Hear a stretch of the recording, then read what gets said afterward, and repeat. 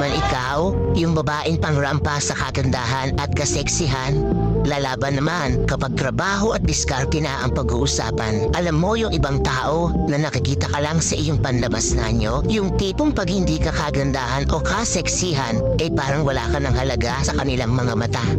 Pero teka muna, tandaan mo ito, hindi lahat ng laban ay nasusukat sa ganda o kaseksihan. Meron kang bagay na hindi nila kayang gayahin o tapatan. Yung diskarte mo sa buhay, yung sipag at tiyaga mo sa trabaho, yung kakayahan mong bumangon sa kabila ng maraming pagsubok. Hindi yan nasusukat sa itsura o sa sukat ng iyong damit kung hindi nasa puso at isipan. Minsan, nakakalimutan ng ibang tao na hindi lang ganda o alindog ang puhunan sa mundo. Ang totoong laban ay nasa kung paano ka tumayo sa harap ng pagsubok, kung paano ka magtrabaho ng may integridad at kung paano mo tinutulungan ang iyong sarili at ang iba upang umangat sa buhay. Kaya huwag kang pamhinaan ng loob kung minsan ay hindi ka pangrampa sa mata ng iba. Tandaan mo, sa tunay na laban ng buhay, ikaw ang may hawak ng korona. Sa trabaho at diskarte, ikaw ang reyna.